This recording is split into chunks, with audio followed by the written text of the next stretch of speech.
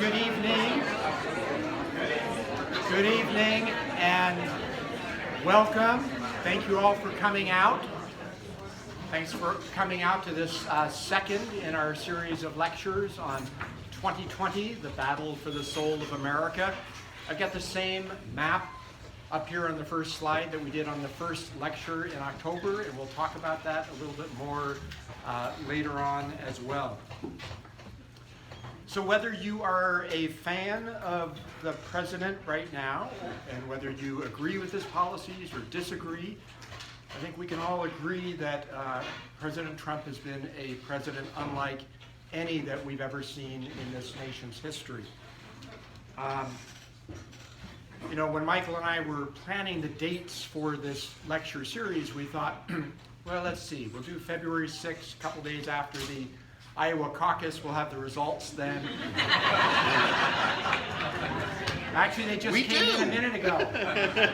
They now have 100%, and Michael will talk about that later, but they're going to recanvass too. So, but we never knew when we established this date that not only would we talk about the Iowa Caucus, but that we would end up talking about a just completed impeachment trial and a State of the Union address just before the impeachment vote. I mean, it's been a pretty dramatic week in American history, American politics. So I want to thank University of Puget Sound for sponsoring this, specifically the Alumni Council for doing it, and the Alumni and Parent Relations Office, who have done so much of all the details and coordinating and the media services and the technology to make this all work. We couldn't have done that without them, so we're very grateful for that. So many of you are on our email list that we send out updates on and notices, reminders about the lecture series coming up. If you're not on that email list and would like to be on it, we'll pass out email sign-up lists. You're not required to do that, but if you're not getting emails from me on it, please fill in your name and email address and we'll add you to that. Now, when we met in October, there was some discussion about whether we were going to be in this location for future sessions, and we are. We're going to be here. We're not going to move, so you can count on that we'll be here. Now, the only change could be if we add more lectures and this room isn't available, but we'll try to make that work. So those of you who don't know me, I'm Mike Purdy. I'm a presidential historian. I've got a website, PresidentialHistory.com, and I published a book last year, 101 Presidential Insults, what they really thought about each other and what it means to us. And I've got copies of them afterwards if you would like to buy a copy, $13.17, including tax, check, cash, credit card, debit card. Michael, tell us about yourself. Michael Artime. I am I'm an assistant professor at PLU and chair of the Department of Political Science, and happy to be here. Good. So this is our series of lectures coming up. We'll do March 19th, June 18th, September 17th, October 22nd, and then after the election, kind of a recap what happened. And while we are, trying to make this nonpartisan, we're trying to bring in some contemporary analysis as well as historical perspective. We definitely have our own opinions, and those will come out, but we want to respect other opinions of others of you who may have it. If you missed the October lecture, it is on my website, PresidentialHistory.com.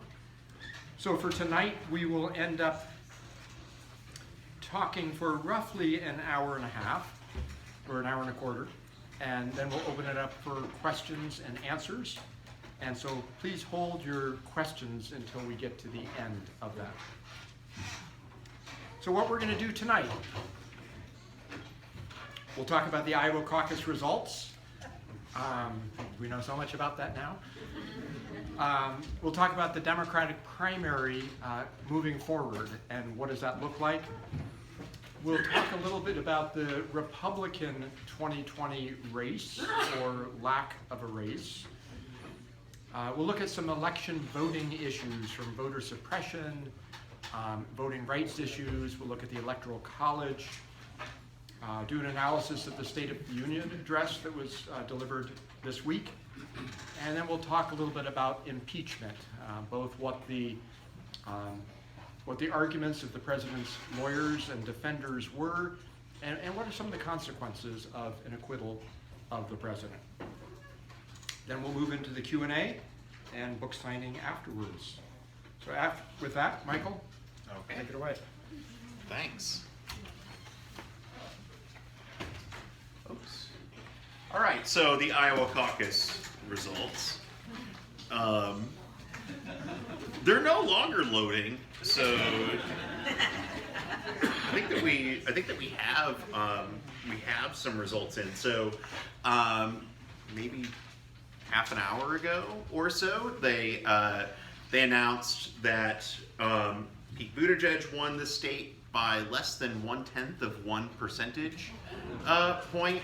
It is likely, so he won in terms of state delegate equivalents, which you may have heard a little bit about. It's sort of like the Electoral College of Iowa. And Bernie Sanders won the popular vote.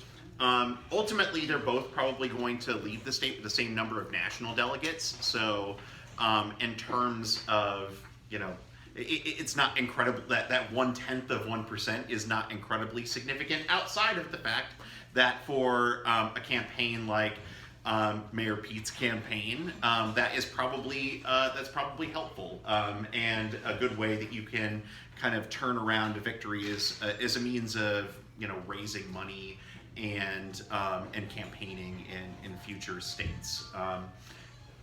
Unfortunately for the Buttigieg campaign, this is happening late in the week, and so tomorrow night there's a Democratic debate. On Tuesday they'll be voting in New Hampshire, so the glow of the Iowa caucus won't stay around for too long, probably. In addition to the results coming out, the DNC chairman, Tom Perez, put out a statement today saying enough is enough in light of the problems that have emerged in the implementation of the delegate selection plan in order to assure public confidence in the results. I am calling on the Iowa Democratic Party to immediately begin a recanvass. And so the Iowa Democratic Party said that they would do that upon the request of a campaign. So they can't do that based on the chair of the Democratic Party's request, but they can do that.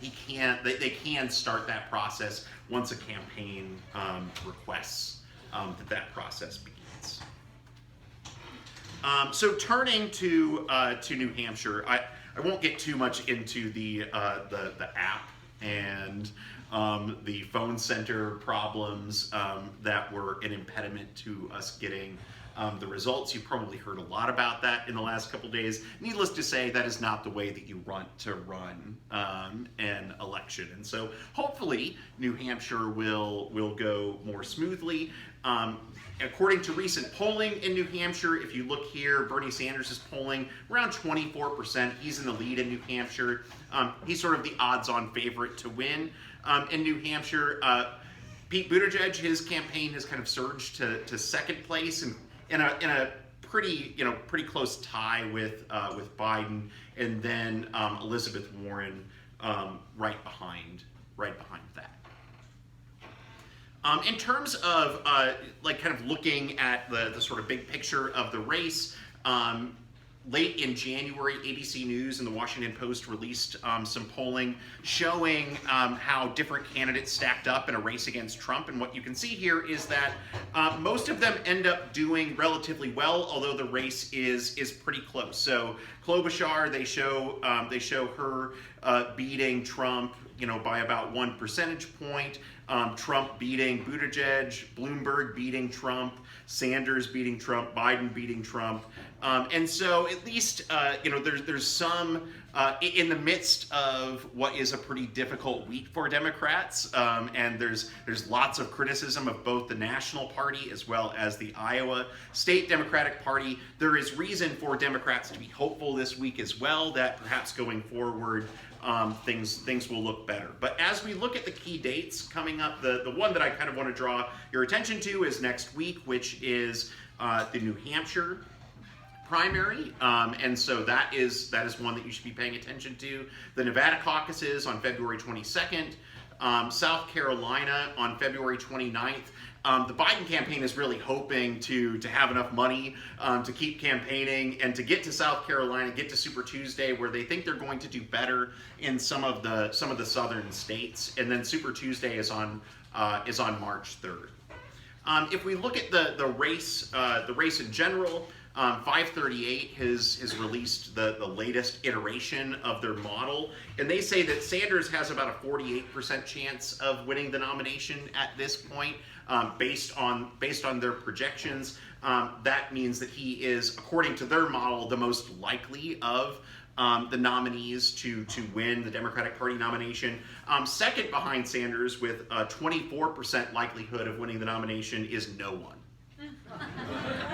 And so that means that no one would win a majority of the delegates, which would mean that you would have a brokered convention, which is very interesting. But if you're the Democratic Party, that is probably not particularly exciting.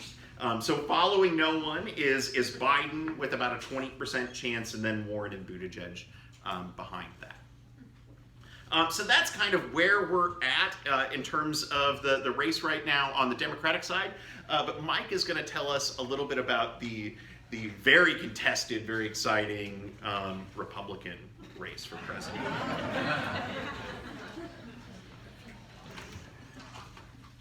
So one thing I just want to back up. So our next lecture is March 19th. So you see where that fits here. It'll be after we have voted in Washington State. And so we'll have a lot to talk about. We'll deal with Super Tuesday and all that as well. We'll know for sure who won Iowa at that point. We'll have the results, yes. So there's not much of a race. So the Republican Party has really become the party of Trump. The president has kind of strong-armed the party in a lot of ways to fit his mold. And so the historian John Meekum, who wrote a very good book called The Soul of America, says this about the Republicans. The Republicans have basically become a monarchist party. Trump is their king, and their king, right or wrong.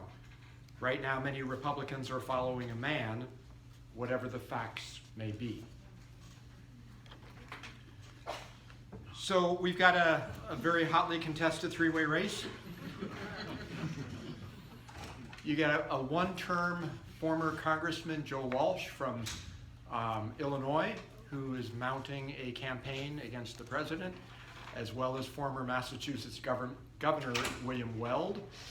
And the Trump campaign has done a lot to try to suppress getting other people on the ballot.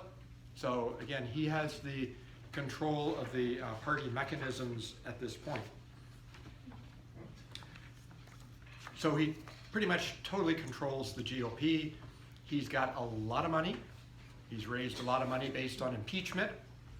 And there's no Republican of any kind of stature who's going to run against him. By the way, there's 3 seats in the front row down here, one over in the second row, another 2 in the third row there, if you'd like to sit there. So, whatever else you may think about the president, he is a master marketer, and he knows how to put a positive spin on everything, and he does it with flair. So whether what he says is true or not isn't as important for the moment, because what he's trying to do is stir up his base. Throughout his presidency, he really hasn't done much to try to broaden his appeal and broaden the base to others. So Trump will will win the nomination unless there's health issues and he's forced to resign or he dies in office. He's impeached for a second time and convicted and removed from office, or he shoots somebody on Fifth Avenue. So in other words, he's going to win the GOP nomination. So as we then begin to look forward to the general election, we want to talk about two issues. One is voting rights, suppression, and turnout, as well as the Electoral College, and Michael will walk us through the first item.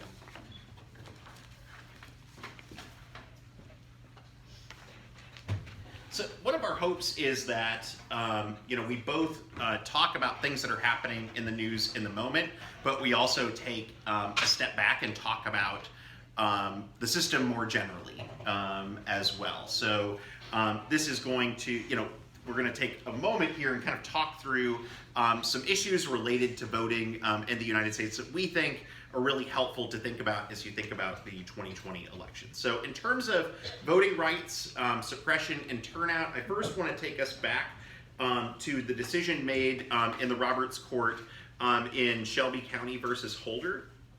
And so in this case, the court ruled by a 5-4 majority against Section 4 of the Voting Rights Act. The Section 4 in the Voting Rights Act was a formula which was used to decide which states would have to go through a process known as pre-clearance when they tried to change their voting processes. States had to go through pre-clearance if they had a history of racial discrimination in their voting practices. And so by throwing out the formula that decided which states would fall under that pre-clearance requirement, they essentially got rid of the requirement in its entirety. So Section 4, which they said was unconstitutional, got rid of the formula, which made Section 5, which was the pre-clearance process, kind of irrelevant at that point. And you saw a number of states respond to that. So that happened in 2013. The Brennan Center here says, the Brennan Center for Justice has consistently found that states previously covered by the pre-clearance requirement have engaged in recent significant efforts to disenfranchise voters. A 2018 Brennan Center report concluded that previously covered states have purged voters off the rolls at a significantly higher rate than non-covered jurisdictions. Our 2018 State of Voting report found that previously covered states have enacted a series of laws and other measures that restrict voting since Shelby County ended pre-clearance. Carol Anderson, who wrote a book called One Person, No Vote, How Voter Suppression is Destroying Our Democracy, wrote really convincingly on this point. She says, therefore, 2016 was the first federal election in 50 years held without the protection of the Voting Rights Act. As a result, the rash of voter ID laws purged voting rolls, redrawn district boundaries, and closed and moved polling places were the quiet and barely detected fire that burned through the 2016 presidential election, evaporating millions of votes and searing those who hadn't even been under the original VRA. In Wisconsin, for example, black voting rates plummeted from a high of 78% in 2012 to less than 50% in 2016. In Milwaukee County, which is overwhelmingly African American, 50,000 fewer votes were cast in a state that Donald Trump won by only 27,000 ballots. Meanwhile, Republican officials in North Carolina congratulated themselves that African American early voting is down 8.5% from this time 4 years earlier in 2012. This is a real systemic problem that exists within our democracy that is going to impact national elections, and we can be distracted by whatever is happening in the moment, but we need to pay attention to these things which are happening and are ongoing. It might not be the thing that you see in the headlines each day, but it is something that is going to affect electoral outcomes, and it's worth paying attention to.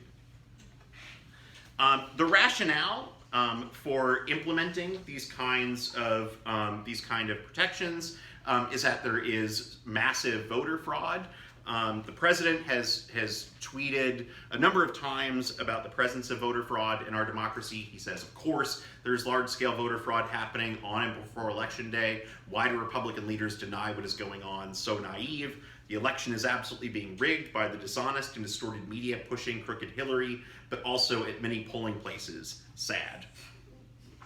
And in addition to winning the Electoral College in a landslide, I won the popular vote if you deduct the millions of people who voted.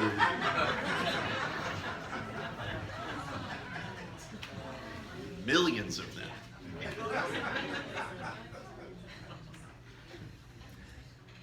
It's not that they don't find problems in voting. So a lot was made in 2016 of 19 non-citizens, for example, voting illegally in 2016 in North Carolina. In North Carolina, there were nearly 4.8 million votes cast.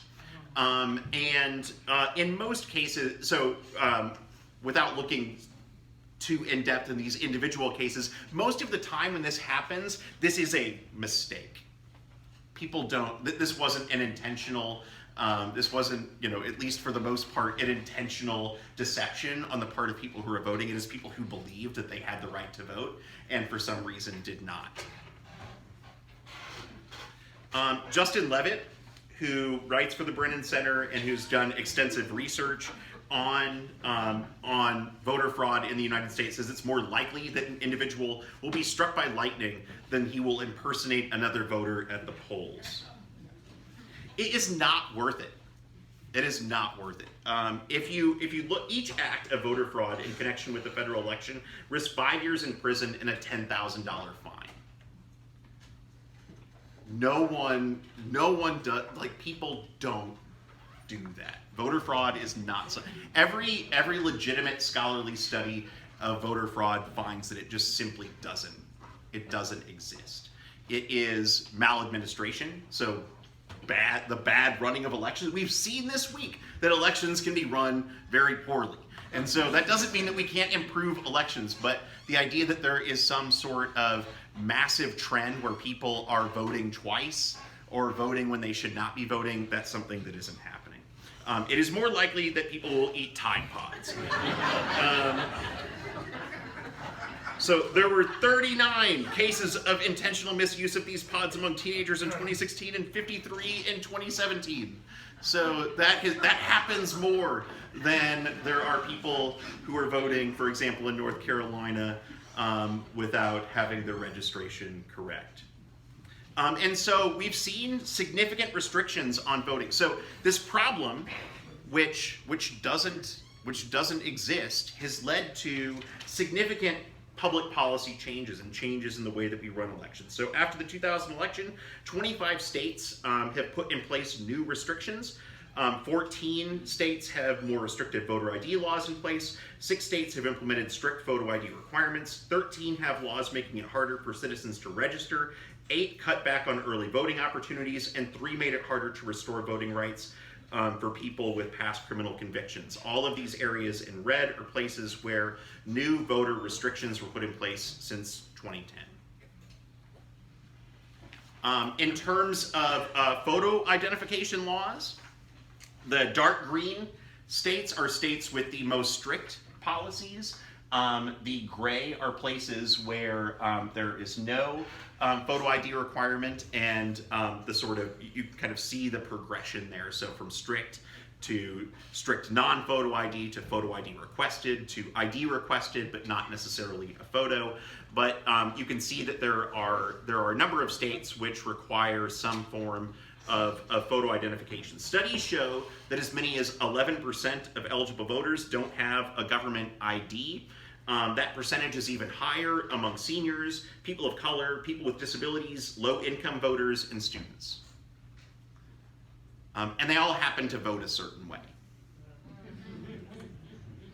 And so these are targeted efforts to influence the outcome of elections.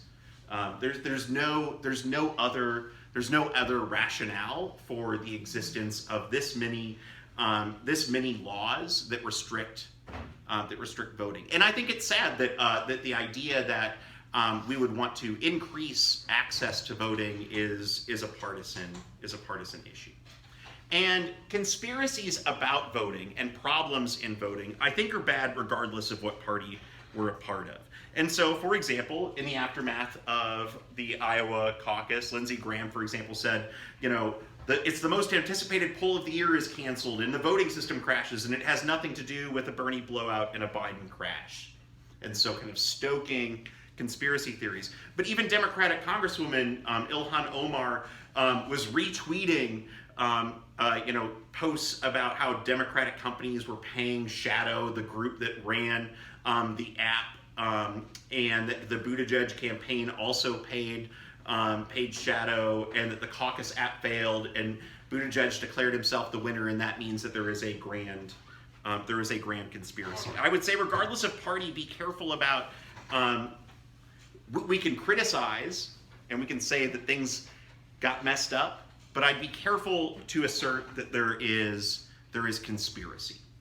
That has dangerous implications. We have a history of the use of conspiracy theories in order to restrict voting. So, for example, with respect to that theory, the app was produced by a company named Shadow, and in July, the campaign of Pete Buttigieg also paid Shadow $43,000 for software rights and subscriptions. Buttigieg claimed Iowa as a victory, but it's not uncommon for campaigns to work with multiple with tech vendors, and there's no evidence that there was any sort of corruption present. In fact, I would argue that it seems it seems like a really bad conspiracy if a conspiracy exists, because I think that Shadow as a company probably lost more than $43,000 in bad publicity in the last couple days, and it is a very strange conspiracy to boost Buttigieg if the results are coming out several days later at a time in which it's going to be difficult to generate any momentum. Regardless of who you support, you can say that problems exist.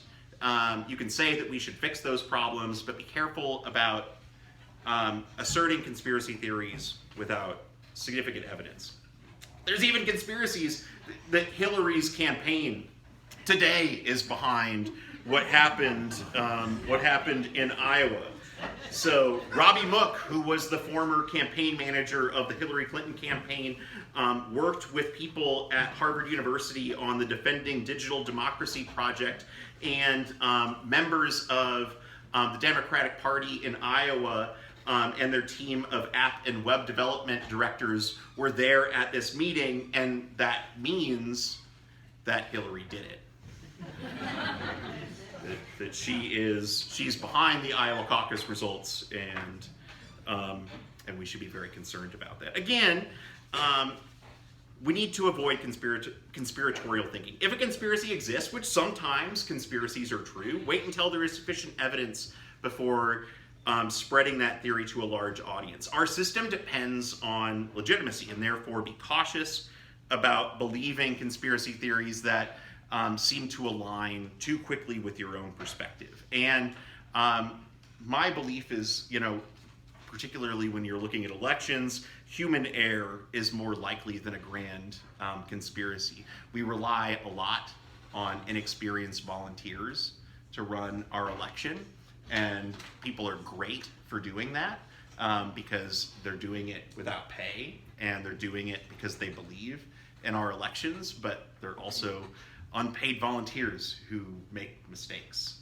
And so it is often, as I said, maladministration, mistakes that lead to these results.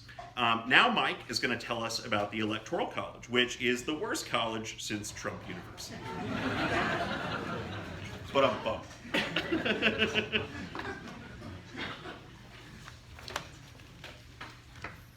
So Michael has talked about, one of the big risk issues associated with the 2020 campaign, and that is voting rights and suppression. I want to talk about the Electoral College, which I think also represents a big risk. So the Electoral College really favors states with not much population, because any state, including Wyoming, with 577,000 voters, they get 3 electoral votes in the Electoral College. City of Seattle has about 170,000 more population, and Seattle is lumped in with the rest of Washington State, and we get 12 for the entire state of Washington. But Wyoming, with their little over 500,000, they get 3 electoral votes. There's obviously this huge divide within the country geographically, and we can see it on the Electoral College maps, and a couple of we're going to look at. And basically, urban areas tend to be more Democratic. The rural small towns lean Republican. And you've got the suburban areas that are more up for grabs.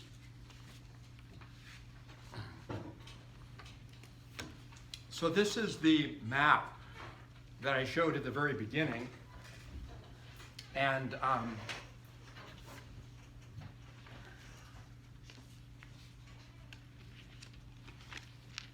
you'll notice a lot of red on here. So the more red is by counties. The more red, the more that indicates Trump won that county.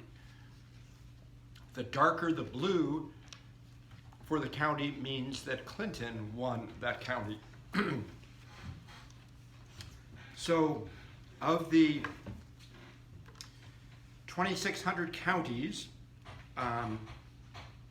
Trump won 2,600 counties to Clinton's 500 counties. But we remember that Clinton won the popular vote, but not the Electoral College. And Clinton won 88 of the largest 100 counties. If she hadn't won those, she would have lost the popular vote by over 11 million votes. So this is what demonstrates the huge divide in our country, urban versus rural. And this is why this is a battle for the soul of America. You got people with very different political perspectives and very different ways of evaluating information. So there's an organization called PoliticalWire.com. If you're not familiar with it, you can subscribe to a free daily news aggregation that they put together. I think it's one of the better news aggregation services out there. So I'd really recommend it.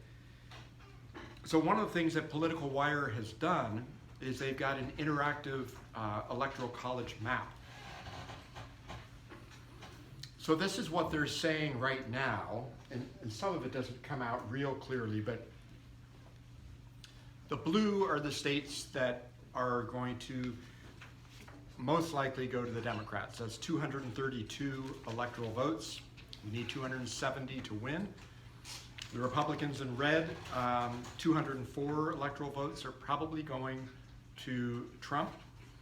And then you've got a toss-up of about 102 electoral votes. So this is where the election will be decided.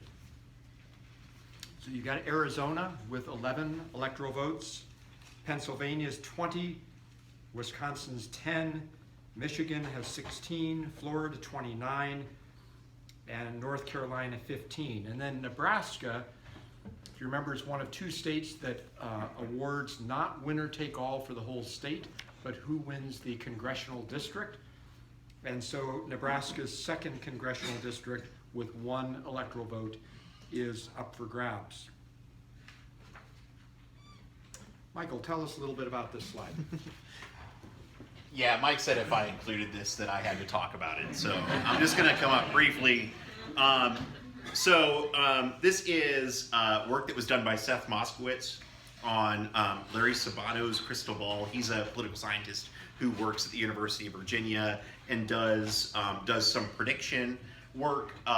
This was looking at what the most efficient way of winning the election would be for a Democratic campaign.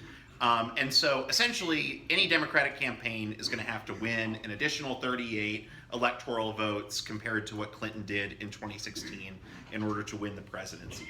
And so he looked at the state margins and then divided up the state margin by the state's number of electoral votes to kind of look at what he called the cost per electoral vote. Cost in terms of how many voters would you have to win in order to win, in addition to what Clinton did, in order to win win that state. And so essentially the path to victory, the most efficient path, is to do what we kind of anecdotally talk about. That you need to win Michigan, Pennsylvania, and Wisconsin. The cost per electoral vote is winning an additional 1,690 people. And that will get you there. The next most efficient path is to win Arizona, Michigan, and Pennsylvania.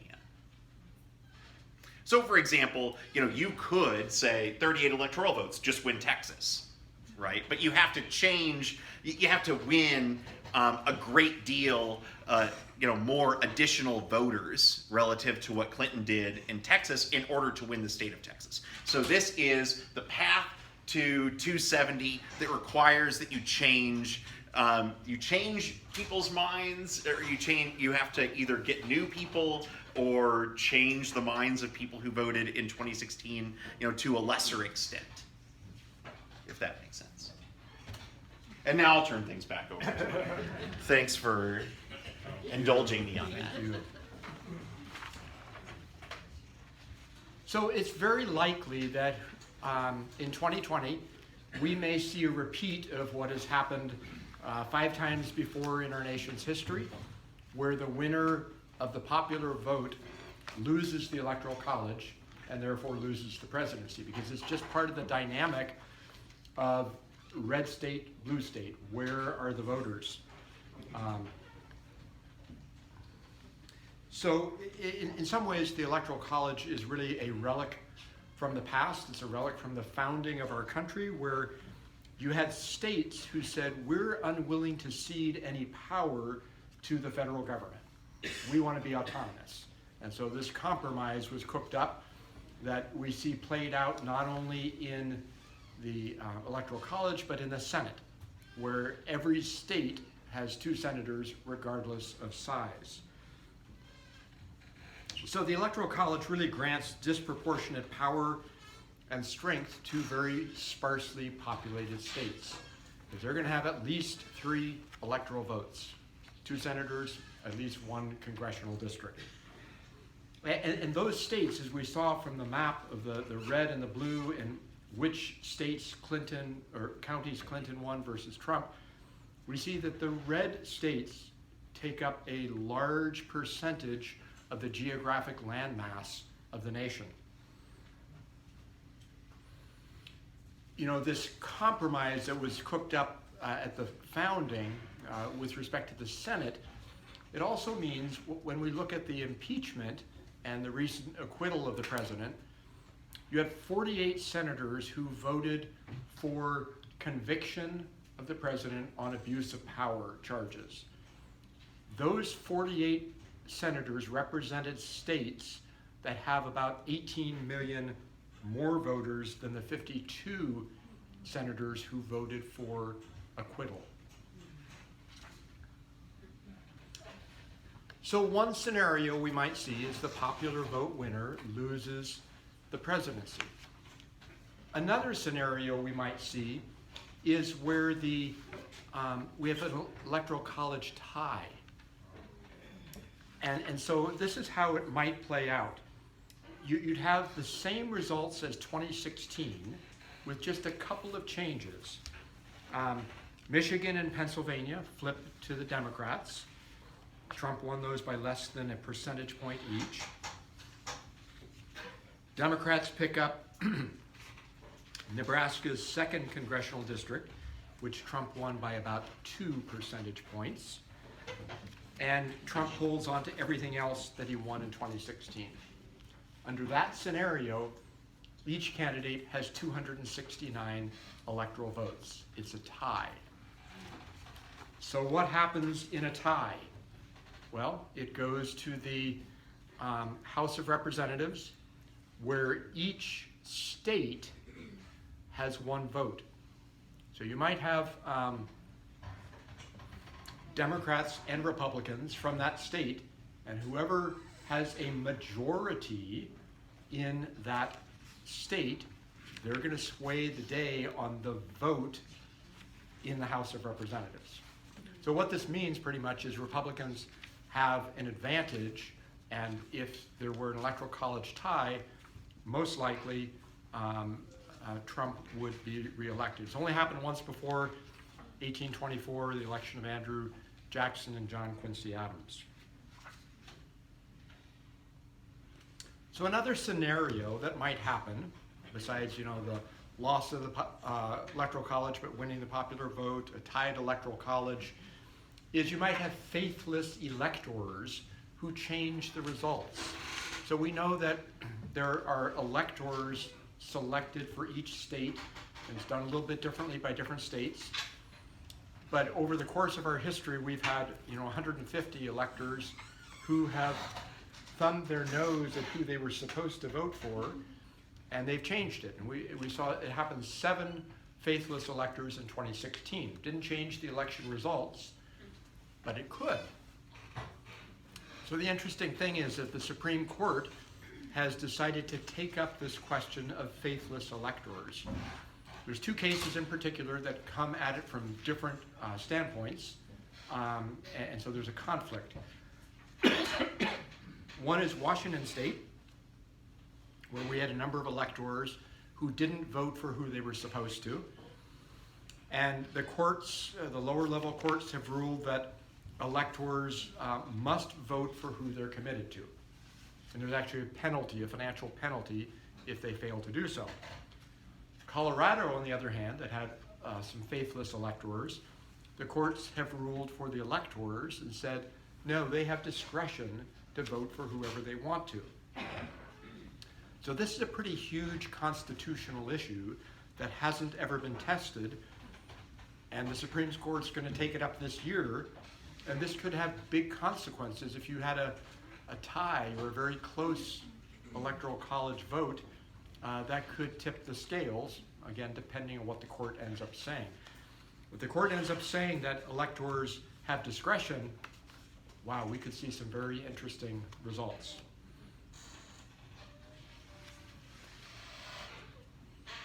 So the other thing I want to just talk about, and we've talked about this previously for those of you who've been at earlier sessions, is something called the National Popular Vote Interstate Compact. So we can talk about the Electoral College and say, well, why don't we just eliminate it, do a constitutional amendment to eliminate it? Well, that's probably unlikely to happen in this environment. So what's happened is you've got 15 states and the District of Columbia who have all come together. Their state legislatures have all said that once enough states have adopted this compact to total 270 electoral votes, that those states will then award all of their electoral votes to the winner of the national popular vote. So it's kind of an end run around the Electoral College. So there's currently 196 electoral votes of these 15 states and DC who've agreed to this process. That represents, 36.4% of the Electoral College and 72.6% of the 270 votes needed for this compact to go into effect. So one of the many interesting things that happened this week, it was a momentous week, is there was a State of the Union address by the President. Michael, what happened at that? Oh, nothing much. All right. So first, let's just kind of talk about what who watches the State of the Union and what you would hope to gain from the State of the Union. So, what we've seen recently is that the State of the Union is watched by members of the president's party. So, if it is designed to persuade those who might disagree with the president, it doesn't work in terms of the audience. And so, if you look here throughout Obama's presidency, Democrats were most likely to watch the State of the Union during Trump's administration so far, it has been largely Trump supporters or Republicans who have been watching the State of the Union. The State of the Union can influence public opinion. The average change in public opinion is about 0.4 percentage points, and so it doesn't typically sway public opinion much. What you see here is a list of changes in presidential approval, and these are the sort of top State of the Unions in terms of shifting public opinion. You'll notice that Trump is on there for his 2019 State of the Union speech. Before the State of the Union, he had an approval rating of 37%, and then that moved up about 6 percentage points immediately after. And so it's also important to put that into context. The State of the Union wasn't the only thing that was happening during that time. That was also when the longest government shutdown in history ended. And so that probably had something to do with the boost in presidential approval, as well as you'll look at the approval rating compared to other State of the Unions or other presidents giving a State of the Union that was successful. His was the lowest, and so it did move up. It moved up to 43%, but that was still the lowest after what would be considered an effective State of the Union. One goal of a State of the Union might be to get Congress to do what you want Congress to do. On average, about 25% of proposals that are announced in the State of the Union end up being enacted into law within the first year after the State of the Union address. For Trump, his is about 16%, so 16% of the policy rollouts that he has announced in State of the Union addresses were enacted into law in the year after they were announced. Now, the speech the other day was less about policy rollouts. You'll notice in the speech, it seemed in some ways more like a campaign rally. Trump opened the speech by discussing the state of the economy, which by most measures is doing well, although there was certainly some hyperbole that was mixed into the analysis there. He had a series of what I would describe as sort of reality show moments where he announced that a young girl had gotten a scholarship. He reunited a husband and father who was deployed with their family. He gave the Presidential Medal of Freedom to Rush Limbaugh, and these sort of big TV moments that weren't really connected to policy, but were more emotional and something that you would kind of see in a reality show. And then it kind of turned particularly dark with a discussion of immigration and crimes committed by people who were in the country illegally. I want to talk just briefly about one moment that kind of stuck out to me, and this has been pinpointed a lot. He said, "I have also made an ironclad pledge to American families. We will always protect patients with pre-existing conditions." And I think that it's important to note that presidents, politicians, they use hyperbole, they exaggerate, they take credit for things that they aren't necessarily responsible for, and they shift blame for things that they are responsible for. But it is pretty rare for a president to lie, right? To lie in a way that is very clearly observable. And I think that's important. I think that's important to note. And it shouldn't be something that is partisan in nature. The Trump administration, at all levels of government, is trying to remove protections for pre-existing conditions. So in the executive branch level, they are working around the community rating system. So community rating means that insurers can't charge more for patients with pre-existing conditions. The Trump administration has issued waivers that allow insurance companies to issue plans which might do exactly that, which might exclude patients, for example, with pre-existing conditions.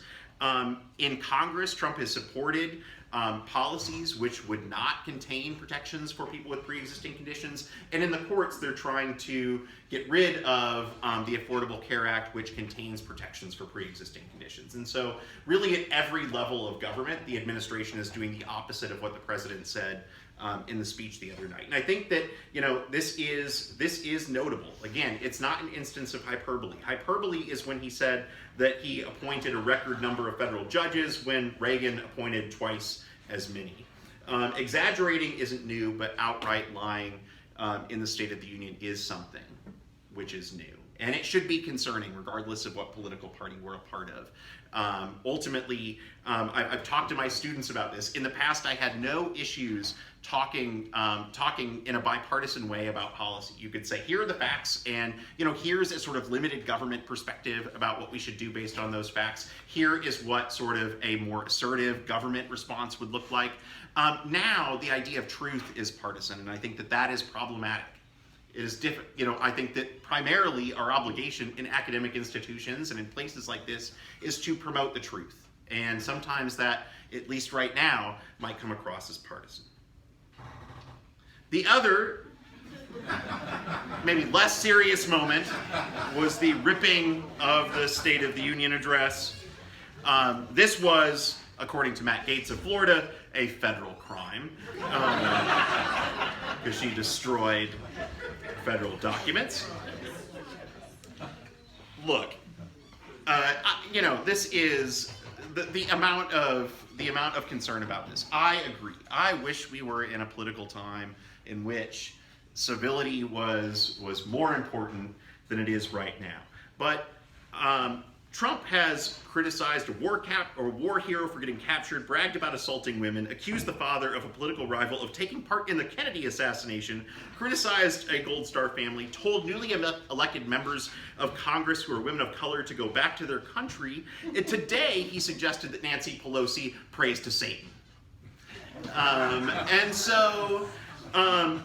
To say that we need to be concerned about what Nancy Pelosi did here is like saying that the food on the Titanic is bad.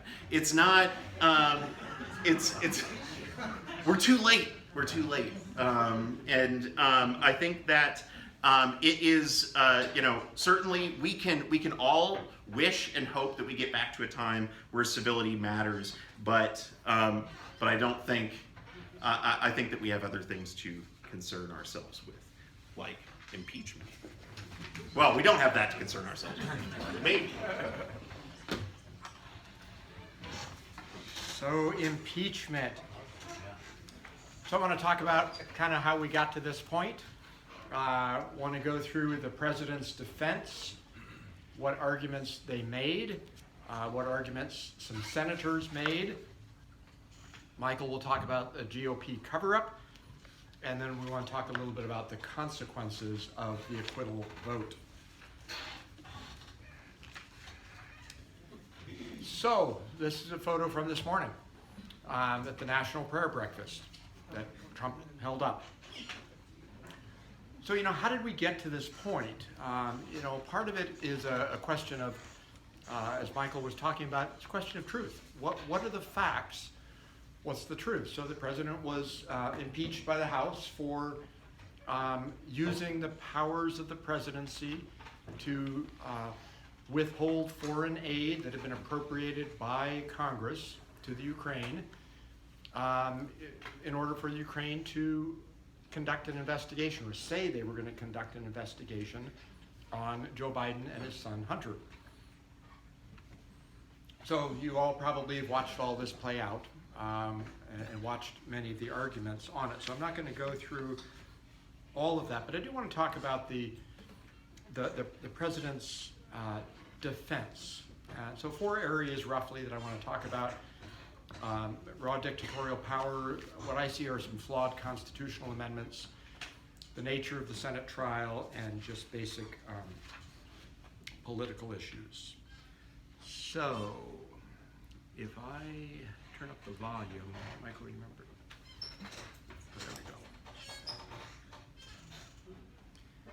Okay, so raw political power, dictatorial power.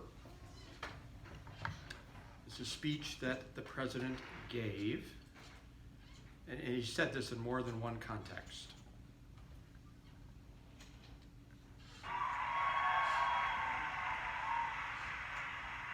Then I have an Article 2 where I have the right to do whatever I want as president, but I don't even talk about that because they did a report and there was no obstruction. After looking at it, our great attorney.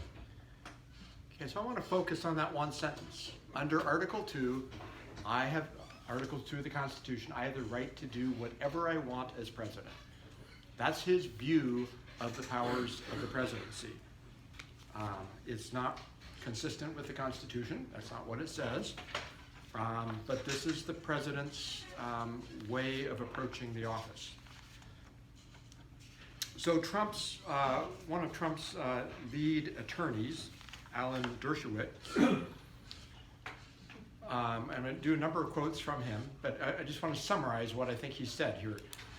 So the first bullet is a summary, and the second one is a quote. We'll go through and read them. The president can do whatever he wants to get reelected if he thinks his reelection is in the public's best interests. Here's what Dershowitz actually said. If a president does something which he believes will help him get elected in the public interest, that cannot be the kind of quid pro quo that results in impeachment. Really? So it's an opening up to say the president is unleashed and he can do anything he wants. So that was part of their argument.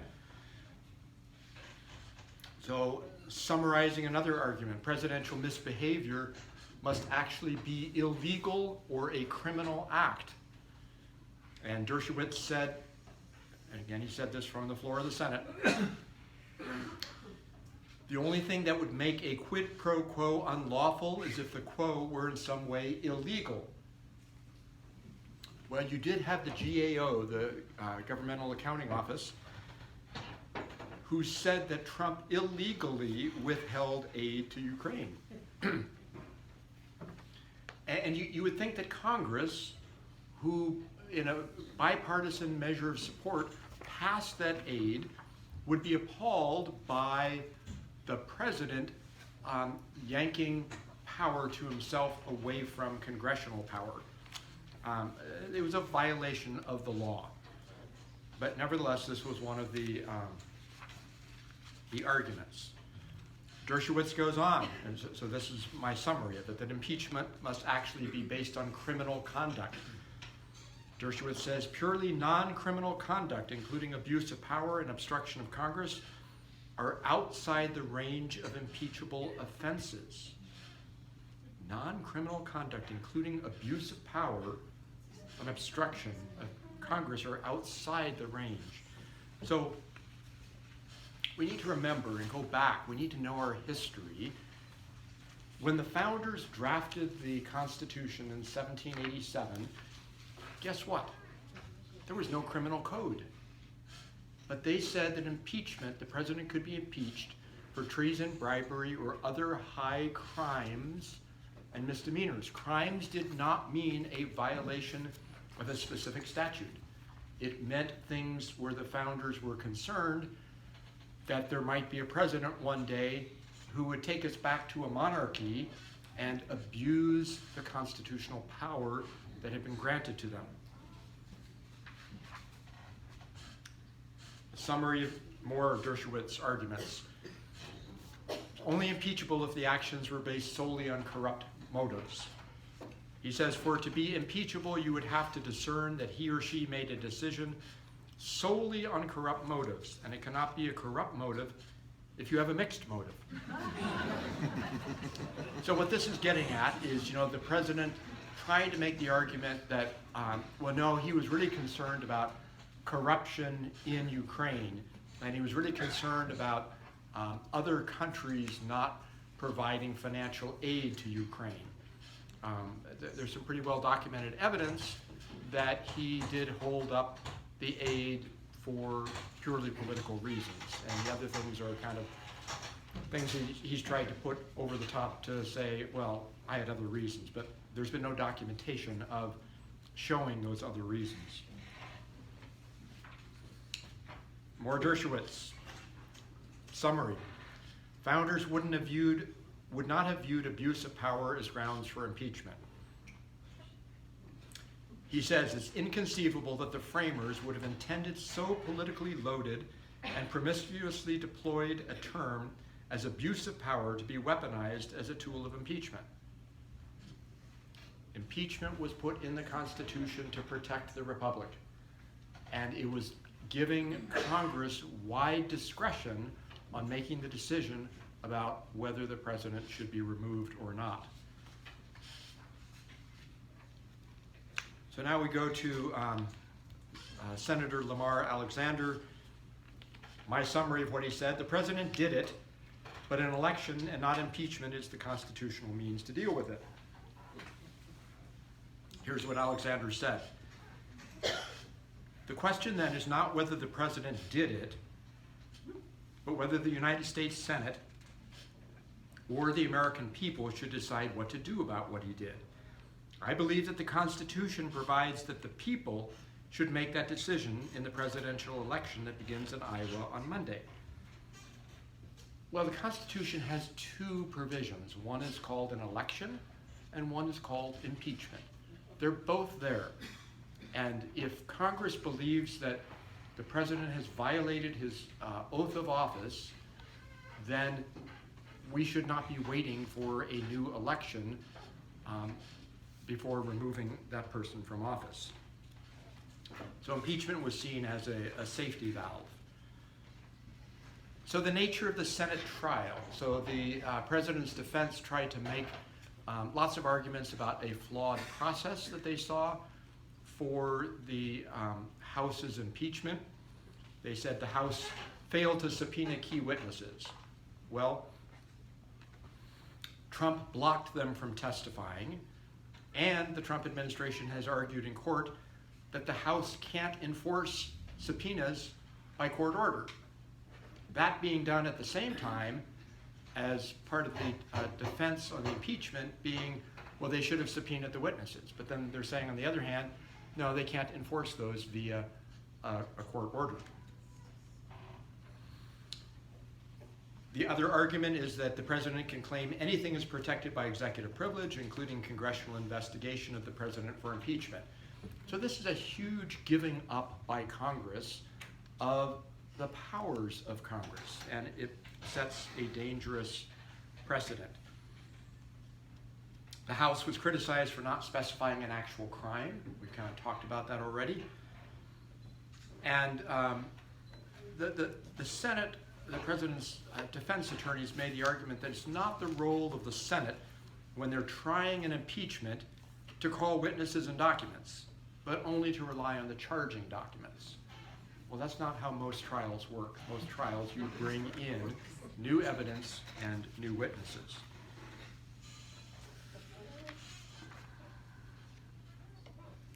So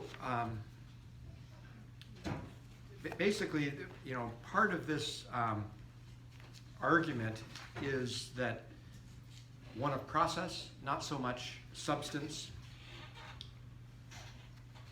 You've got Lindsey Graham, one of the president's staunchest defenders. He says, for the sake of argument, one could assume everything attributable to John Bolton is accurate, and still the House case would fall well below the standards to remove a president from office. So now we're getting into the political realm, saying, hey, even if it's all true, it's not impeachable. Wyoming Senator John Barrasso, who represents 577,000 people, says that even if everything in John Bolton's book is true, it doesn't rise to the level of impeachment. Mike Braun of Indiana, it's not even getting close to getting something that's impeachable. What is impeachable then? Going back to Lamar Alexander, he says there's no need for more evidence to prove that the president asked Ukraine to investigate Joe Biden and his son Hunter. He said this on television on October 3rd and during his July 25th phone call. There's no need for more evidence to conclude that the president withheld United States aid, at least in part, to pressure Ukraine. Excuse me. Lamar Alexander continues. He says the House managers have proved this with what they call a mountain of overwhelming evidence. There's no need to consider further the frivolous second article of impeachment that would remove the president for asserting his constitutional prerogative to protect confidential conversations. Well, he never really asserted executive privilege. Now the senators start to really twist in their arguments. Marco Rubio, just because actions meet a standard of impeachment, so it's a little bit different from what the others have said, does not mean it's in the best interest of the country to remove a president from office. I will not vote to remove the president because doing so would inflict extraordinary and potentially irreparable damage to our already divided nation. If he had voted for it, it would have been a bipartisan thing. Rob Portman of Ohio. I have consistently said that Mr. Trump's request for an investigation of Joe Biden and any effort to tie the release of military aid to investigations were improper and shouldn't have happened. However, I do not believe these actions rise to the level where it would be necessary to remove the president from office. Susan Collins, who was one of the big swing voters and considered, a moderate, there's some consideration she might vote for impeachment. But she says, I do not believe the House has met its burden that the president's conduct, however flawed, warrants the extreme step of removal from office. The decision is not about whether you like or dislike this president, or agree or oppose his policies, or approve or disapprove of his conduct in other circumstances. Rather, it's about whether the charges meet the very high constitutional standard of treason, bribery, or other high crimes and misdemeanors. What does meet the standard of impeachment, then, is a question that needs to be asked. Lisa Murawski of Alaska. The president's behavior was shameful and wrong. His personal interests do not take precedence over those of this great nation. The Constitution provides for impeachment, but does not demand it in all instances. She goes on to talk about that removing Trump from office would be the political death penalty. And then she was asked whether she had any advice to Trump. She said, read the transcript. And so, as we know, there was one Republican senator, Mitt Romney of Utah, who did vote on the abuse of power article to convict the president and remove him from office. And Romney's comments are very well taken. This is an excerpt from it. He said, the president is guilty of an appalling abuse of the public trust. What he did was not perfect. No, it was a flagrant assault on our electoral rights, our national security interests, and our fundamental values. Corrupting an election to keep oneself in office is perhaps the most abusive and destructive violation of one's oath of office that I can imagine. You can read Romney's transcript at that quote there. Michael, tell us more about what the GOP did to cover up this. So in the Senate, an impeachment trial happens kind of outside the normal operations of the Senate, and so senators actually have to take a separate oath to sit as jurors in an impeachment trial. So this was the oath that was used. It says, I solemnly swear, or affirm as the case may be, that in all things appertaining to the trial of the impeachment of Donald John Trump, now pending, I will do impartial justice according to the Constitution and laws, so help me God. Before the trial began, Senate Majority Leader Mitch McConnell publicly stated that everything I do during this, I will be coordinating with the White House. And so imagine you're a juror in a criminal trial. You say, I'm going to be impartial. but I'm really going to hang out and make sure with the accused, and I'm going to make sure that we're doing things along with how they would like to do them. You know, I think that there's something still important about the appearance of impartiality. If we think that legitimacy of institutions is important, then we knew what the outcome was going to be, right? There was no need to necessarily be flagrant in the way in which you were partial in this. You could give the appearance of impartiality.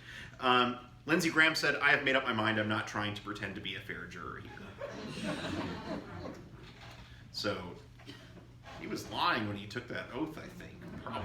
But I think that again, we knew what the outcome was going to be. So there wasn't a reason to sort of flagrantly align yourself with the president. I think that the most clear example of this was on that question of whether witnesses should be allowed to testify. Democrats, independents, Republicans all agreed, according to this Quinnipiac poll, that witnesses should testify. Right? And they wanted different witnesses to testify. So Republicans wanted people like Hunter Biden to testify. Democrats wanted John Bolton to testify, but they wanted witnesses. They wanted there to be a trial and an airing of the issues that were at the heart of the impeachment. It seems very strange that John Bolton wasn't invited to testify. In his book, he tells a story of 2 months before the phone call took place of the president pressuring him to push investigations of Biden in the Ukraine. And so that is something new beyond the phone call that was at the heart of the impeachment inquiry, and something that you would think folks would want to know about, even if you ultimately decide to acquit the president. You would want there to be surprises later on as the book comes out and more stories are told. It is better essentially to air all of these issues in the impeachment trial. Additionally, in terms of establishing the rules, Mitch McConnell said, all we're doing here is saying we are going to get started in exactly the same way 100 senators agreed to 20 years ago. What was good enough for President Clinton is good enough for President Trump. Essentially, all 100 senators during the Clinton impeachment agreed on the rules of the process. And the rules did allow for a vote on witnesses later on. And in the Clinton impeachment, they voted to allow videotape depositions of witnesses, 3 witnesses. So Monica Lewinsky, Verdon Jordan, and Sidney Blumenthal. So there were witnesses in the Clinton trial. Also, Clinton provided about 90,000 pages of documents as evidence in that trial. And there was the special counsel, Kenneth Starr, who was on Trump's defense team here, who had done a great deal of work leading up to the impeachment, and so all of that information was also available.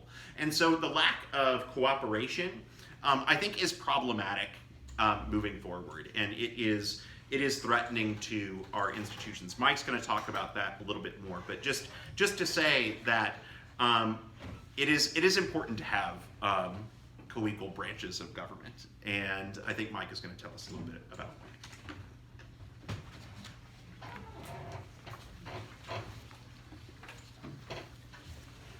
So I want to talk about some of the consequences of acquittal of the president. So one is that it establishes the supremacy of the presidency over Congress. So we're moving quickly to an autocratic regime, not a democracy, in which Congress is acquiescing to the president's demands for total loyalty to himself and not to the country. Acquittal weakens Congress and empowers the presidency, and that has long-term consequences for the nation. It seems like we've forgotten our history and the concerns about Richard Nixon's imperial presidency, and now all in the name of political party loyalty and loyalty to one man, those things are thrown out the window. So our founders wisely established 3 co-equal branches of government, each with separate and distinctive roles and responsibilities. Part of the impeachment process by Congress, the executive branch is obligated in response to duly issued subpoenas to produce documents and allow witness of federal employees. The president who attempts to stonewall or assert absolute power over Congress rather than recognize the legitimate role of Congress as a co-equal branch of government is totally inconsistent with the intent of the Constitution and the constitutional understanding of the role of the president. So acquittal lets the president do whatever he wants. He can use the levers of presidential power now to coerce a foreign government to do whatever he wants, and Congress has said that's okay. And that's a very dangerous thing. You know, we saw Trump's statement that, you know, under Article 2, as president, I can do anything I want. And acquittal only cements that understanding in his mind. You know, that's not what we would expect from a president, but rather what we would expect from an autocratic dictator, and it's simply not in the Constitution, which really limits the powers of the presidency to what's in the Constitution. So acquittal is going to unleash the president to continue to stretch the bounds of propriety in the 2020 election. So I don't know if you can read this, the figure on the left with a big T.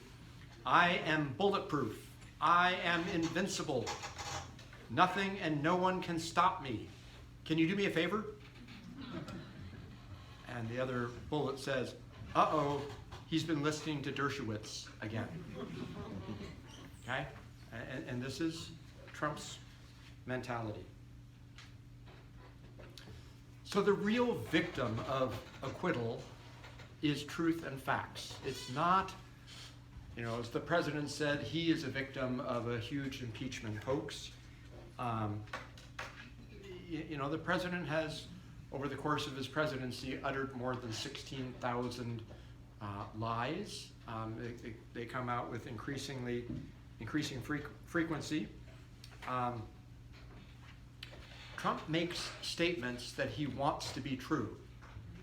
It's the narrative that he wants to describe his reality, and whether it has any relationship to reality isn't important in his mind. He may not understand the difference between truth and lies, because he's a showman, and he's simply trying to make a point. He's trying to rile up his base. So the president is now free to continue to talk about the Russia hoax and the impeachment hoax. The Senate refusing to hear witnesses or obtain documents is hugely problematic. So what's happening is national interests are being sacrificed by political party loyalty.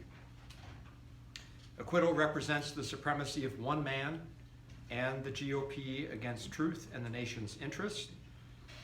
Acquittal because of fear of Trump, stirring up a primary challenge against them and unleashing his base from them.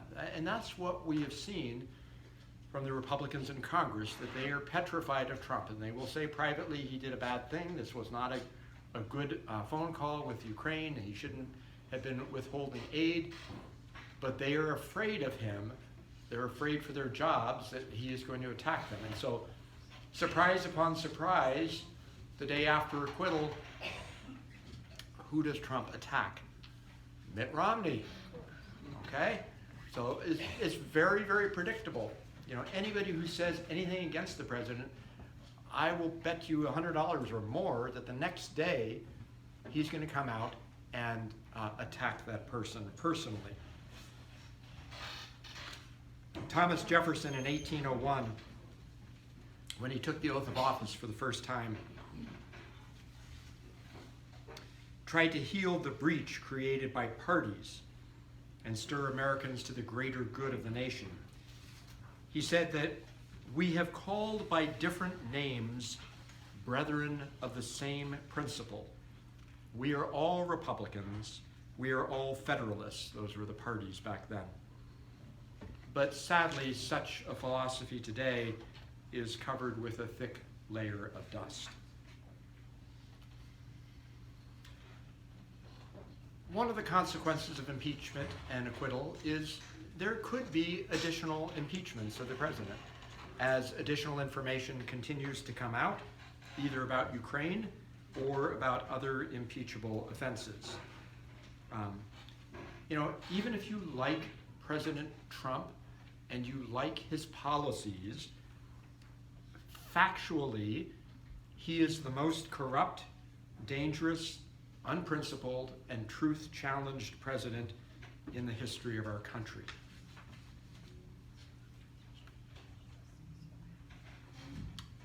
Quick concluding remark, quote from Charles Schumer. Because I think while the president was acquitted, not all the facts came out, but all of the facts will eventually come out. Whether that's before the election or after the election, or if there's a second Trump term during that, or after Trump has left office, the truth will come out eventually, and it's not going to be pretty. Schumer says every single Republican senator voted to endorse the White House cover-up of these potentially important truth-revealing emails. Make no mistake, the full truth will eventually come out, and Republicans will have to answer for why they were so determined to enable the president to hide it. So history is watching. That's a future-oriented thing. We live in the here and now, and some of the things that trouble us in the here and now on that.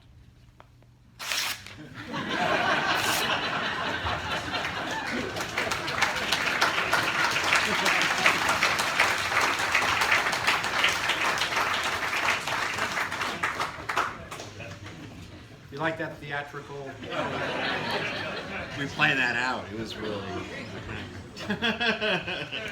Okay, so we are going to take some questions, and hopefully we'll have some responses to all of those as well.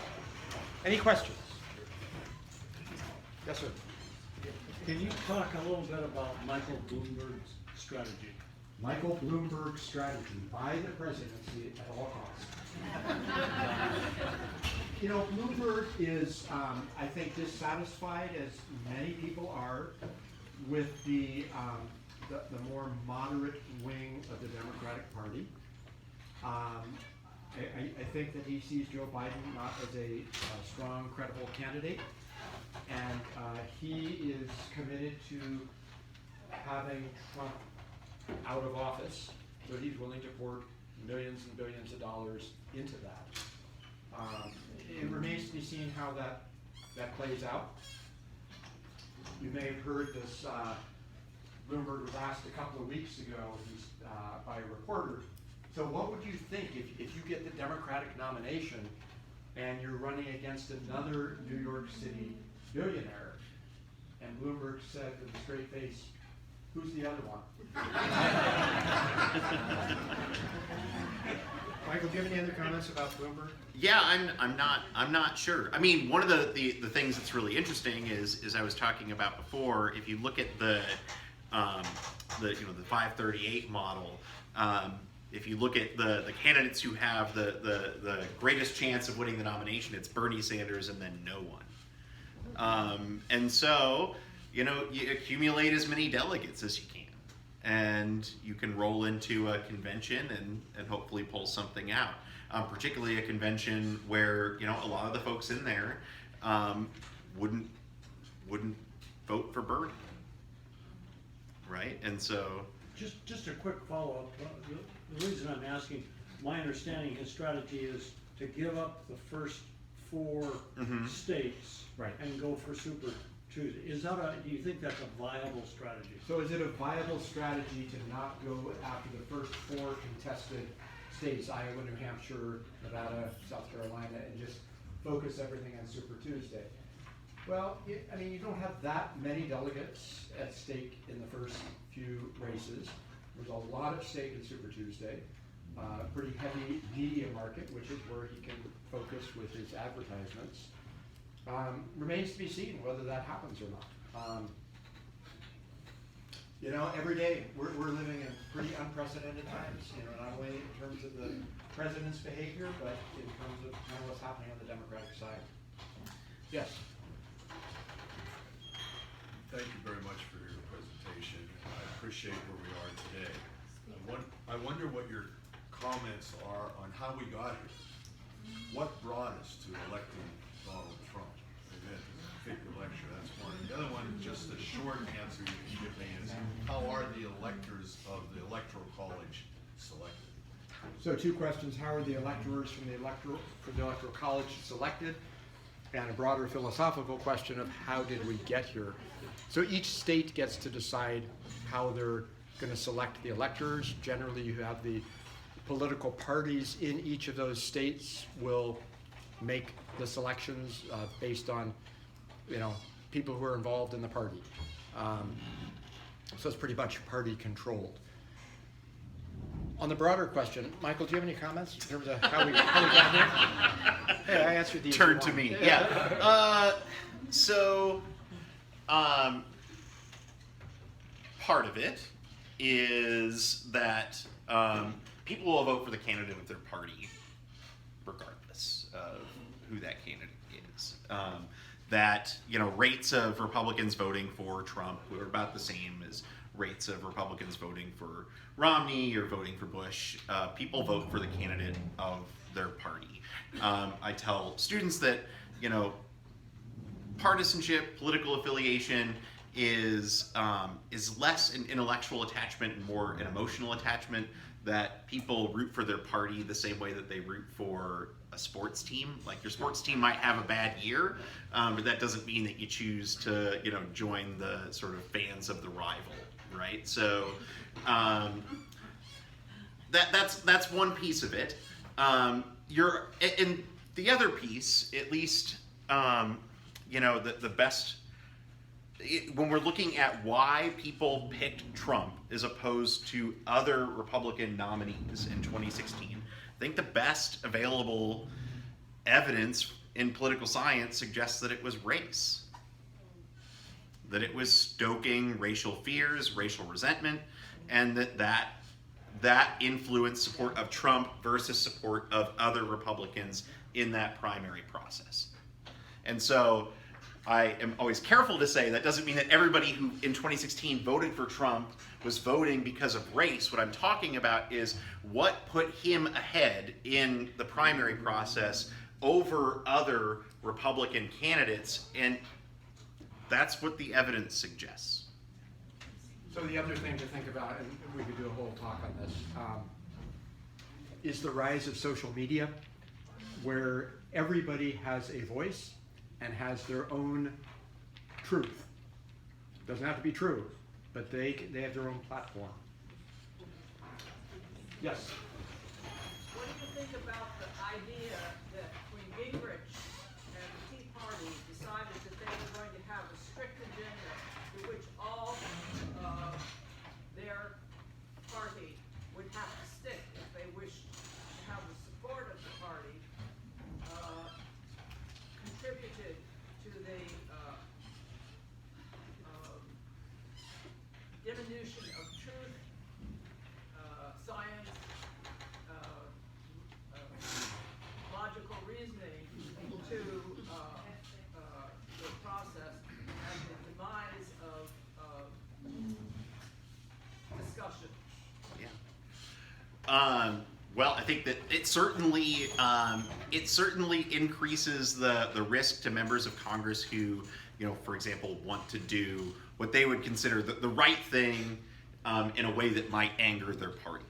Mitt Romney, he's probably high profile enough and, you know, toward the later stages of his career that he doesn't necessarily have to worry about what the Republican Party is going to do to him. But let's imagine that you're a member of Congress, and you're from an agricultural state. You really want to deliver policies to members in your district that will help them. So you want to be on the agriculture committee.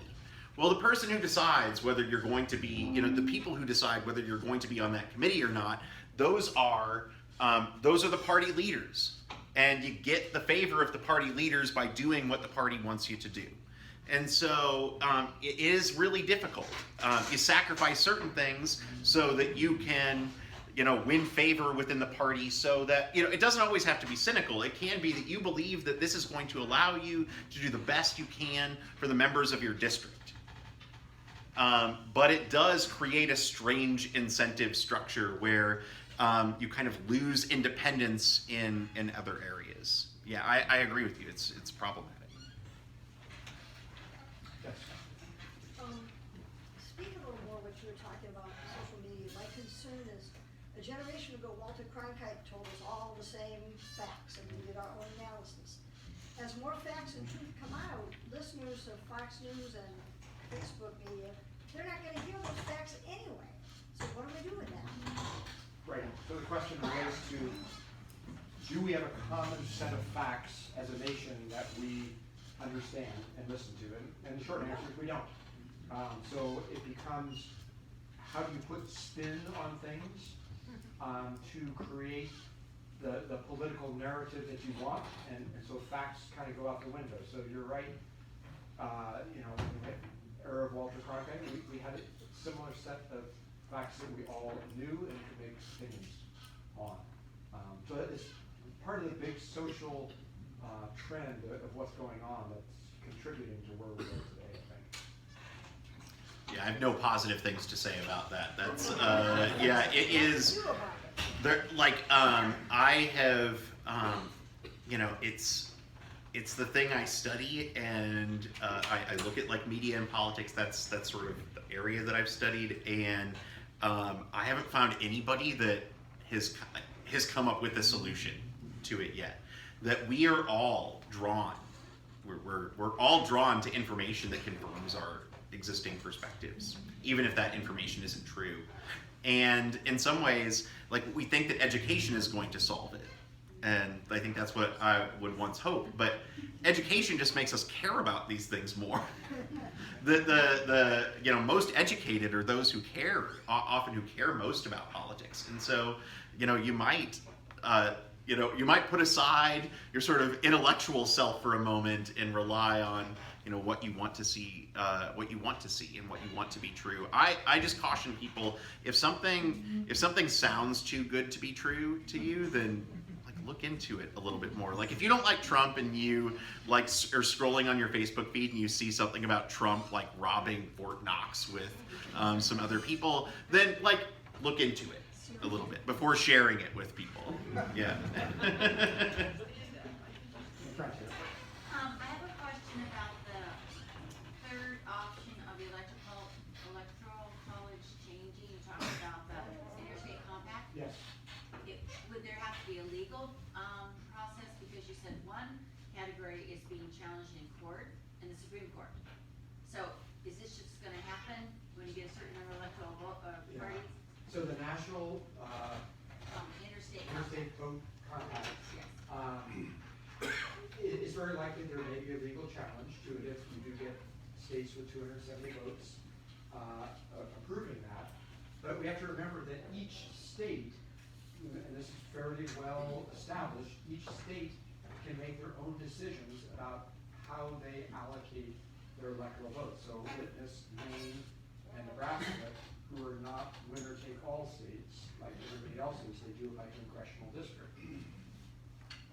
So a state could very easily say, no, we're going to give all of our electoral votes to the winner of the national popular vote. Would that be challenged?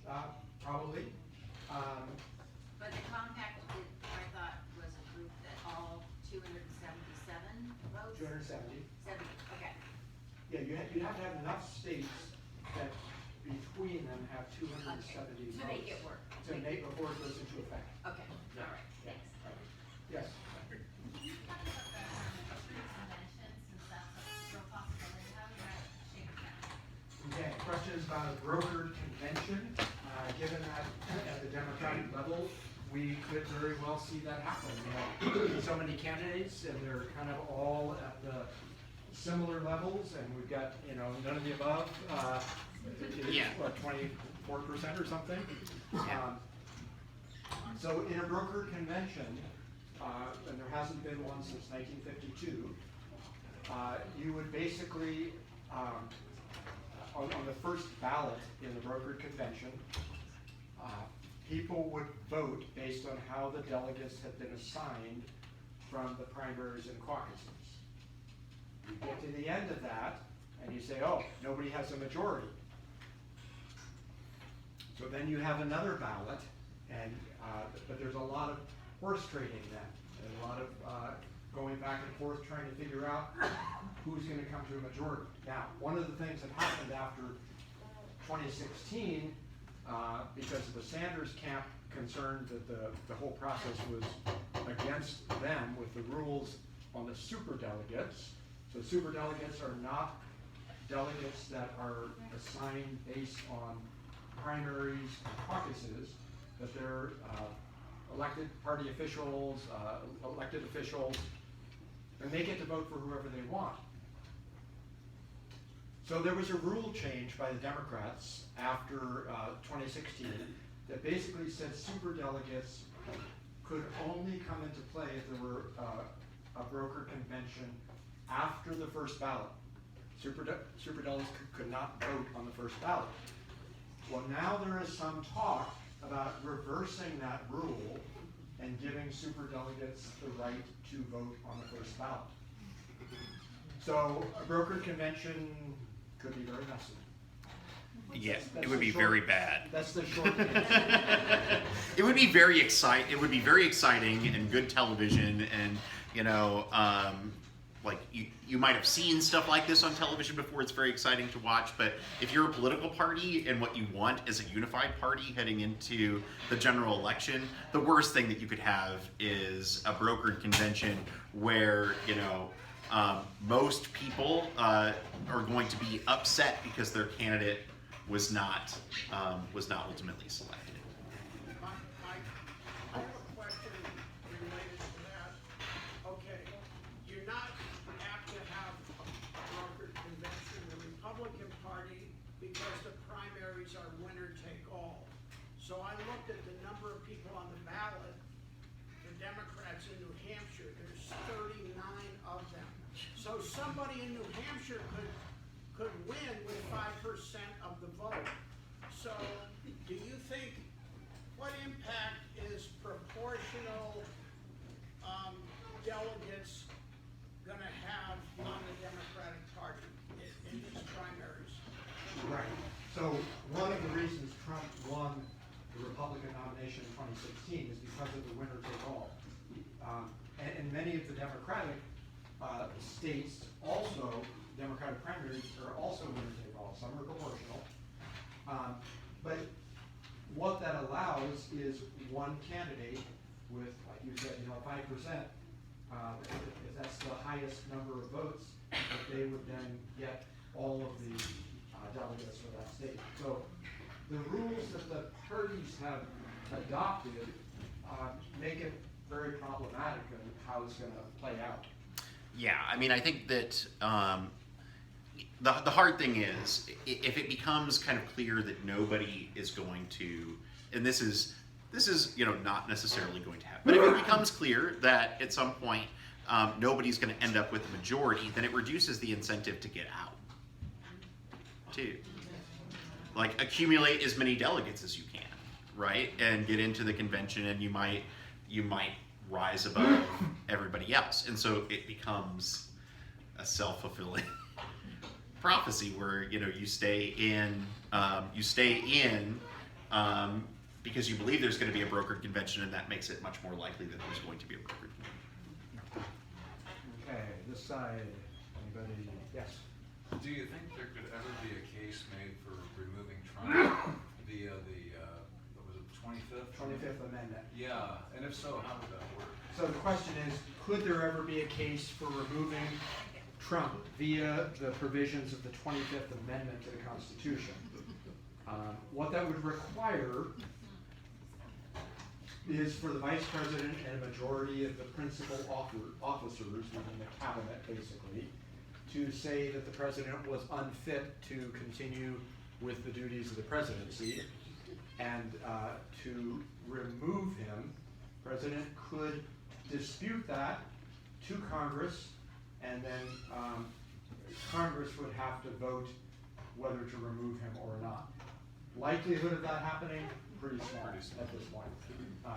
Given the fact that Republicans are, lining up behind the president, regardless of what we see happening. Yeah. Yeah. Yes.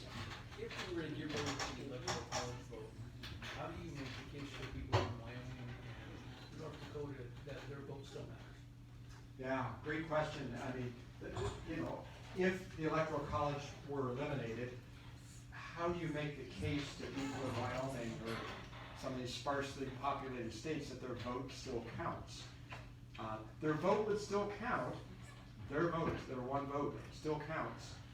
Their state vote doesn't count. So we would simply be moving to a popular election as opposed to an election where states have all this authority. Well, the follow-up to that would be that wouldn't the 20 biggest cities in the country control the election? And don't they normally follow one political party? I mean, traditionally, Democrats are more in the big cities and Republicans are more in the rural areas. Right. And so you end up having the 20 biggest cities that are controlled by, in this case, the Democrats, who control the election. You're absolutely right. We get two extremes. You either do a popular vote where take your 20 biggest cities argument, they're going to control the election, versus 25 states with a huge swath of the geographic landmass, but with a very small percentage of votes. So we have to ask ourselves the question: what is most important to us as a nation? And that is it states or is it popular vote? I mean, it's a big philosophical debate. It's a debate that went on when the Constitution was being drafted, and we're still debating it now. Could you modify it some way to make it more equitable? Could you have a third way, in essence? Yeah, certainly you could. And again, there's the question, is there a political will to do it? I mean, you could modify it without going through the Constitution even. I mean, states modify it. So you have, like, for example, Maine and Nebraska, where, the winner of the popular vote in the state gets 2 electoral votes, and the remainder of the electoral votes are decided based on who wins congressional districts. And so any states have the, the sort of absolute right to determine how they divvy up their electoral votes. The reason that most don't do that is because they want to have as much say as possible in the outcome of the election. And if you kind of divide up some of your electoral votes for one candidate, some of them for another, it reduces the overall influence that your state has in the outcome of the election. And so states could do a number of different sort of creative things in order to change the process, but I think there's just a reluctance to do that. Yes. I have a question about going back to the Senate trial. If we have 3 equal branches of government, and so they had the House bring over the charges and the Senate heard it, but we put the Chief Justice sort of as the presiding, and then he makes the comment, I'm not going to interfere in any way. Is he presiding or is he just sitting? So the question relates to the role of the Chief Justice in a Senate trial. So this comes directly from the Constitution. It says the Chief Justice shall preside over a Senate trial of the impeachment of the president. We've only had 3 Senate trials, so we don't have a lot of precedents. When Andrew Johnson was impeached, the Chief Justice actually broke a couple of tie votes. They were more procedural votes that he broke. John Roberts came out and said, hey, if there's a tie vote, I'm not going to get involved in it. So it puts the Chief Justice in an awkward position, to be sure. So he is just presiding over the trial.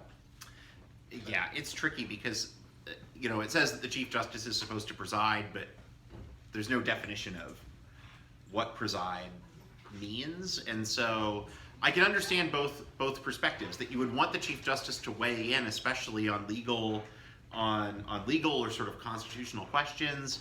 But at the same token, I understand the impulse to kind of refrain from that as well, because any sort of interference could be seen as overstepping your constitutional responsibilities.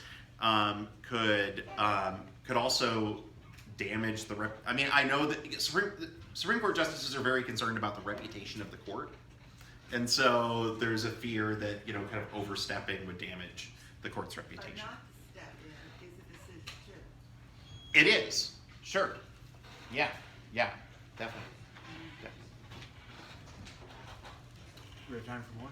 Yeah, one more. Yeah. One more question. And the lucky winner is? So I heard that the Iowa caucus was poorly attended for what they were expecting.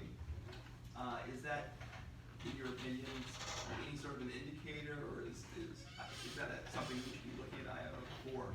Good question. So, attendance at the Iowa caucus, and what might that be an indication of, if anything?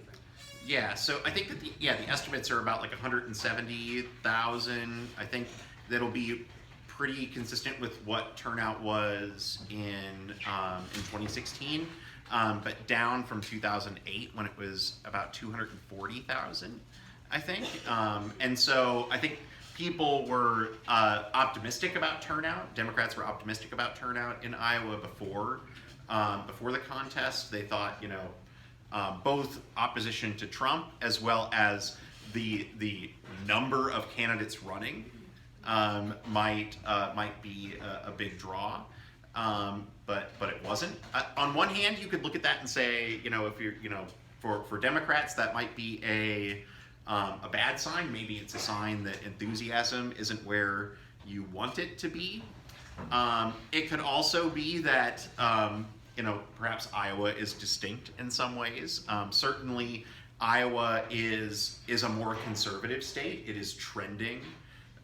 It is trending in that direction. So perhaps just the share of Democratic voters isn't what it was 12 years ago, and so that might be kind of evident.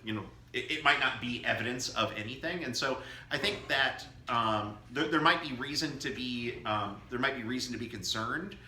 If you're a Democrat, but I think that we need to wait for more evidence before just sort of you're too alarmed by it. So we'll see in New Hampshire.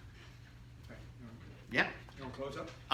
Thank you all for coming out tonight. It's always great to see you. We'll be back in a month or so, and hopefully it'll be a quieter week then.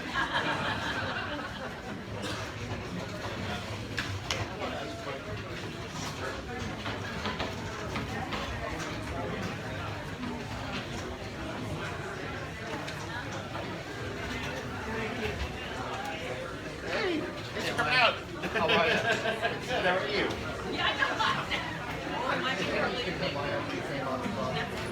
Yeah.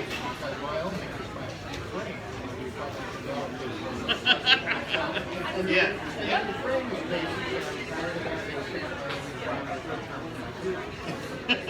Yeah.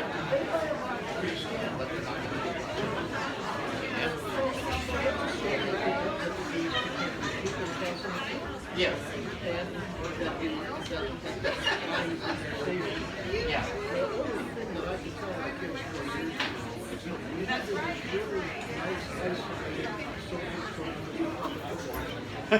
Yeah. Yeah.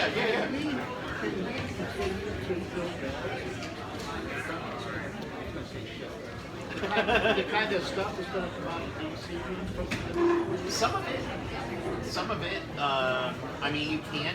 There are things that you can do, but there's a limit. I mean,